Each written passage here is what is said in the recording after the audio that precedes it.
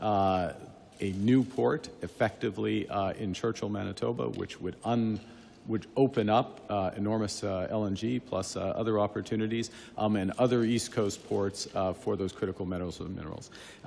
As predicted, the Liberal Party, in an effort to hide their capitulation to Donald Trump, came out with all kinds of a big flurry of announcements and grandiose statements, none of which are going to solve the problems of Canada, all of which made them look kind of foolish. Welcome back to the Canadian Shield. My name is Sterling.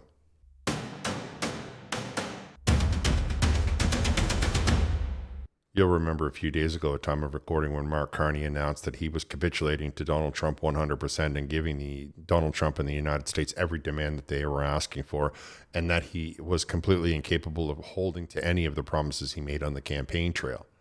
He then took some of his inner circle and flew to Europe. They're still there last count. They went to Ukraine, they went to Lithuania, they went to Poland, they went to Germany.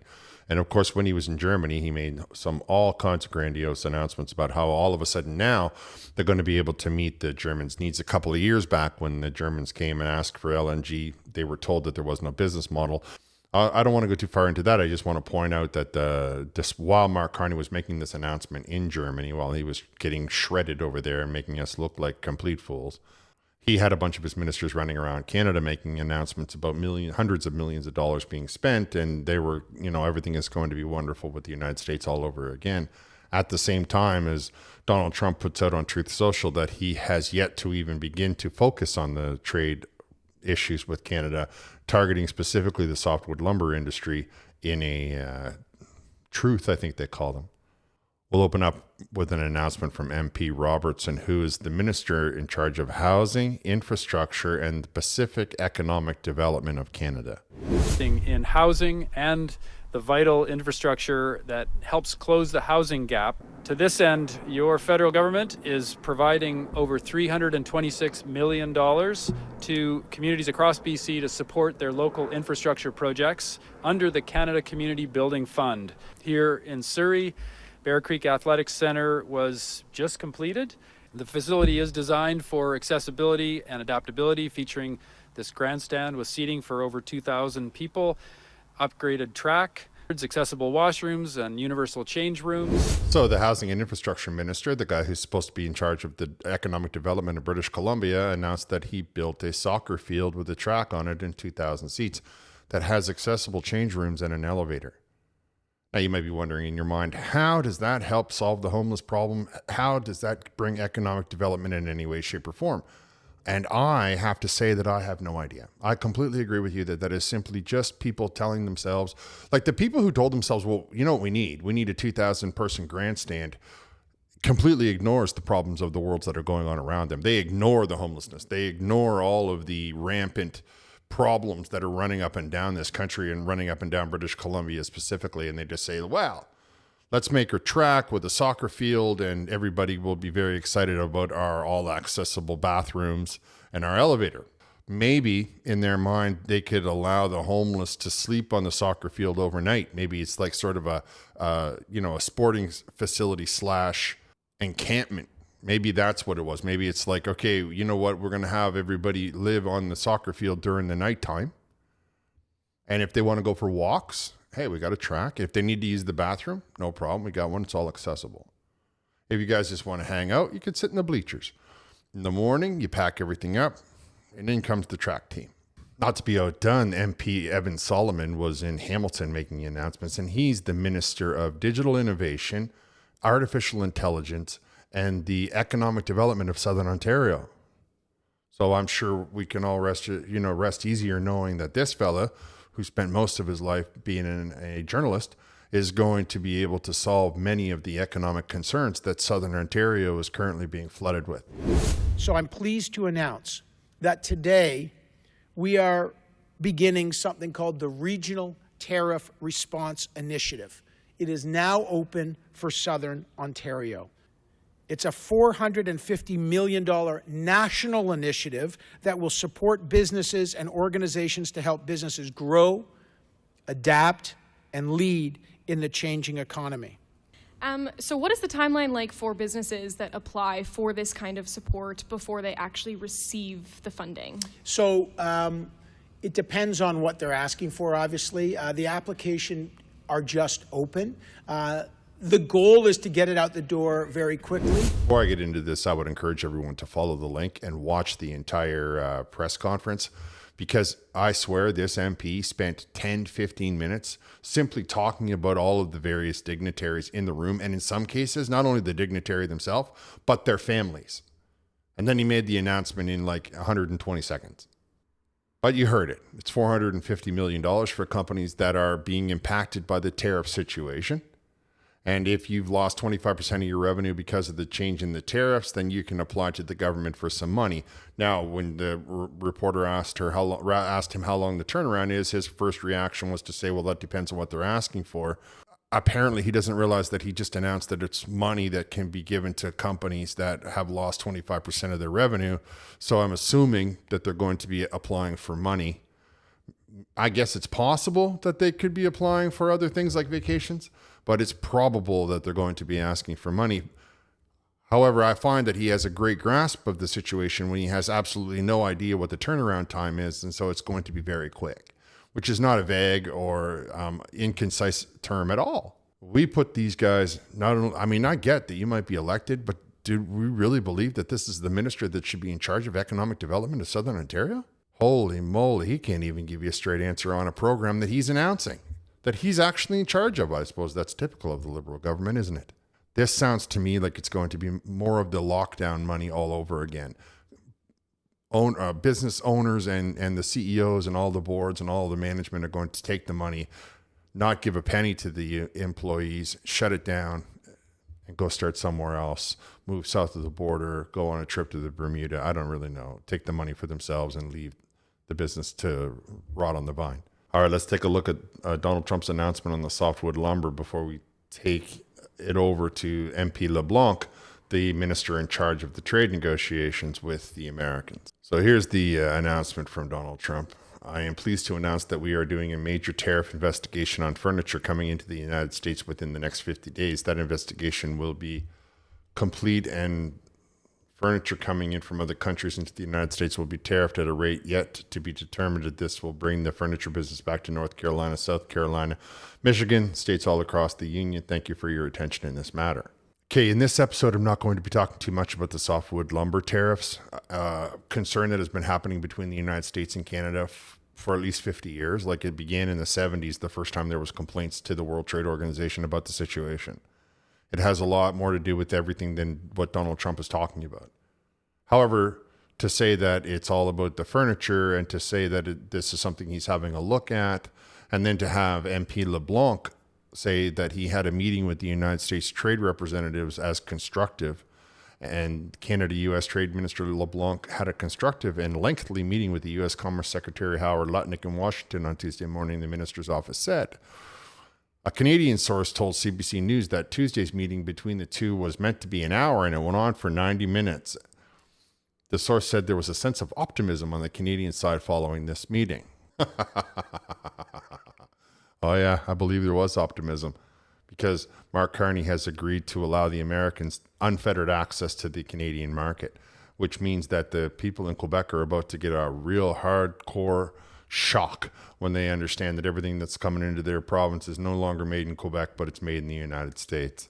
That's really going to be the funny part, to watch the Liberal Party implode inside of Quebec and what part they have in Ontario, as all of those individuals who believe that they have a toehold in Ontario with their manufacturing get brushed aside by the 15% corporate tax rates in the United States and the amount of manufacturing that the Americans can throw up into Canada. What I really believe everybody should see from that is not the fact that Mark Carney capitulated. It's not the fact that MP LeBlanc is trying to paint this picture and the CBC is trying to make you think that everything is rosy and fine. What I want everybody to see is that when Donald Trump said the Canadians were being difficult, this was what he meant, that we weren't allowing them unfettered access, because that's something that he's gotten from everybody. The EU, he's gotten it from England, he's gotten it from Malaysia, he's gotten it from China, he's gotten it from Korea, he has it from Vietnam. He has it from every part of it. It's like, you gotta let me bring my stuff in, no problem at all, 100%, and then I'll let you have access to the richest economy on earth. It's one aspect of it. Further, I would like everybody to realize that when Donald Trump was calling Canada the 51st state, if we look at how hard we are being hit without access to the American market, we have to ask ourselves how far off he really was. And who's to blame for that? Donald Trump? The provincial governments? The federal governments? I can tell you of the three choices there, I believe the provincial and federal governments are responsible for the economic collapse of this country. It has nothing to do with the Americans. It has everything to do with the fact that for so long, our leadership has been looking south instead of looking east to west. Now we'll take a look at the ringmaster of the liberal circus, Mark Carney. He was in Germany with the Chancellor of Germany. They did a joint press conference, and one of the reporters from the German press pool asked a question that Mark Carney wasn't prepared for because he's used to all these softball questions from the Canadian media that is only designed to not make him look bad or to call any of his policies into question or to point out more specifically how none of it makes any sense, like you see on channels like mine and other independents. Prime Minister, just one question about raw materials. Could you please explore a bit more what Canada can realistically actually offer to Germany and Europe, given the fact that ports on the East Coast and also pipelines are still lacking? Thanks for the question. Look, there's a huge range of immediate opportunities with respect to critical metals and minerals, and there are medium-term opportunities with respect to all forms of energy, including LNG and hydrogen. And I'll quickly explain how we make those happen. Our government is in the process of unleashing $500 billion of investment in energy infrastructure, port infrastructure, particularly intelligence infrastructure as well, with AI. And a number of those investments, the first of which we will be formally announcing in the next 2 weeks, are with respect to new port infrastructure. And some of the examples in the public domain will include from reinforcing and building on the Port of Montreal, Contrecoeur, a new port effectively in Churchill, Manitoba, which would open up enormous LNG plus other opportunities and other East Coast ports for those critical metals and minerals. So many things wrong with that answer, but a couple of things that I thought were pretty good. First of all, I completely tell you that we must build a magnetic levitation to get to the Port of Churchill. We have to have our own ships built to break the ice, and we have to have our own infrastructure to get there. Magnetic levitation, which of course uses magnets, known as a maglev, which I have been pushing for. Now, I'm not going to cover maglev in this particular episode because I want to go ahead and point to all of the things that I disagree with what Mark Carney said. I would just take the opportunity to say that there is that coming and that's the simple solution to many of our problems. However, Mark Carney talking about that we're going to be having short and medium term goals. Now, when you're talking to a banker, short and medium term are under 2 years is short, 5 to 10 is medium. So when you're considering what he has to say, realize that what he's doing is stalling you, stalling the reporter, he's stalling everybody. Then he said hydrogen. He added hydrogen in there. Now, last year, the Liberals started a little project in Cape Breton about hydrogen. What they do is they build a wind turbine and it creates a small electrical charge. That electrical charge shocks the water, I'm not exaggerating, separating the hydrogen and the oxygen molecules, creating this hydrogen, which they then want to turn into liquid hydrogen. The problem, of course, is that liquid hydrogen is what scientists call extremely unstable. I don't mean unstable. That's a different classification for a scientist, especially one that works with molecules and gases. Hydrogen is what is known as extremely unstable. Now, what does that mean? Does that mean that they can't get a hold of it? No, that's not what that means at all. That means that if you have a bunch of cars in downtown Toronto and one of them gets an fender bender, there's a real possibility that it can cause a cascading explosion and essentially wipe the city right off the face of the earth. Because hydrogen, especially liquid hydrogen, is extremely explosive. It's extremely unstable. But, I mean, they put the money in there, so let's see what they can do with it. I get that the Germans are very gung-ho on hydrogen, and I further get that hydrogen shuts everybody up. That hydrogen, because when you burn it, it only produces water. That's what it doesn't release carbon at all. It just releases water. That's what comes out the tailpipe of the car. So, we have to see what we can do to get it up and run and make it safer. It's when it's in its liquid form that's the problem, you see.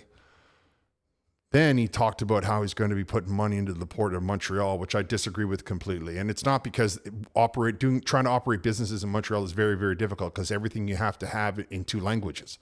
If you want to operate inside of the province of Quebec, you have to have your entire business approved by the language police. They want you to have French-only software on your Windows or your whatever computer you happen to be using. They want you to have French-only labels on your products. They want you to have French-only paperwork when you're signing it. And that might be fine if you're living inside the province of Quebec, but how does that translate to people that are operating in New York or Ontario or Nova Scotia or other parts of the world that do not, in fact, have people who speak French, who are receiving French paperwork, who are sending French requests to this industry that now have to be translated? The amount of translation that goes on between businesses is ridiculous. It's so cost ineffective that's why so many businesses in Quebec never stay there. They always just go around the outside edge, Amazon being the greatest example of that in the most recent times. Further, the problem with the Port of Montreal is that it's one of the oldest ports in Canada, like in the sense that it's been there since the British. I mean, there was entire wars that were fought over the control of the St. Lawrence River. I don't want to take you too far down that path, though I may do a video on it so you can understand. And Montreal being one of the oldest cities, one of the first founded regions, and what everybody overlooks is that Montreal is on an island. So now you want to invest all of this infrastructure into the port, but the city outside of it has still very small streets. When Hollywood looks to do a movie that they want people to believe is in Europe, they film it in Montreal, because the downtown part of Montreal is very, very narrow. The streets are small, the buildings are close together. It's been there that long. It's been there before the car. You see what I'm saying? So how can we have the harbor to be that's already there, well established, right? I mean, it's a well established harbor. Why would we invest money into making it larger if we can't have the rest of it to show up? There are other places around that could work much better. Now, what I recommend that we do is take it further out into the bay and put it in Labrador. There's no reason that we shouldn't be putting the harbor in Labrador. It has all of the wide open spaces, so we can build all of the infrastructure as we like it. We can build it wide, we can build it big, we can build it to handle all of the volume. It has a real need for an infusion of money. It has all of the things that you need to make a deep water port there, with a small adjustment in direction of where you might be bringing pipelines or whatnot. Allowing, of course, for ships to come in much more volume, because if you were to take these deep water boats and put them into Montreal, they would be waiting in line. Whereas in the St. Lawrence River, the mouth of the St. Lawrence, we could bring them in 2, 3, 4 at a time, because the water is that big. So, and the idea is to stop cramming everybody into the same 5 cities. Now, I know that doesn't mesh with Mark Carney's desire to have high density. And further, I know that he made that promise about Montreal so that he could get them to take the hit on Donald Trump about to flood their entire market with American-made products. So I see why he said it. But between you and I, it's not a good choice. I like Churchill. I think Churchill is a spectacular choice. And, if you are in Wab Kinu's government, give me a call. I'll tell you how to get it done, what steps you should be taking to get started on it. I'll skip over his insistence that we're somehow going to be the intelligence. We are currently in the Five Eyes, the only country that doesn't have a foreign intelligence. So Google just announced they're putting in their own AI system in Tennessee. They're building their own nuclear power plant to power the thing. Mark Carney's way behind the trend on that. It's gone. That the opportunity to be out in front of the Americans on this kind of thing is past. We might be able to compete 20 years from now, but currently forget about it. What I would like to point out, though, is we're going to make this announcement in a couple of weeks. Why, I wonder, would he wait a couple of weeks to do that? Well, he wants a bump for when the House of Commons opens. He wants everybody to be paying attention. See, you have to appreciate that part of his policy is to make people hang on his every word. He's not interested in solving the problem, like I've told you before, but he has this solution. He says he has it. We're going to announce it in 2 weeks, because his handlers, his spin doctors, are telling him that if we do it then into September, just before we open the House of Commons, then that's what the House of Commons will be talking about. And every answer will be, well, we just announced this and we just announced this. And it'll be like, well, what have you done about unemployment? Well, we just announced this. What have you done about well, we just announced this. And it'll be all we hear for 2 weeks. That's why they're waiting to say it, so that they can come into the House of Commons and try to deflect all their lack of productivity, their lack of progress over the last 5-6 months, and how Donald Trump has defeated them at every turn, taking away all of the campaign promises that the Liberal Party has made. And that's what we're going to be seeing in the House of Commons. And I know that because he said we're going to announce in a couple of weeks. Well, what happens in a couple of weeks is the House sits again, and they are all concerned that Pierre Poilievre is going to be there this time, and they don't have 2 weeks to kill and then they can get out. People are going to be watching because we just saw them take the summertime off. We just saw them capitulate to Donald Trump. We saw that the unemployment numbers are through the roof. The strength of the dollar is down. There's no housing solutions. The food prices are up. Nothing has gotten any better. Everything has gotten worse. And they are going to desperately try to deflect all of that by saying, we just made an announcement. Anyway, that's my opinion. You can let me know what your opinion is down in the comments. I would encourage you all to like, comment, subscribe, hit the notification bell, share this channel with all of your socials.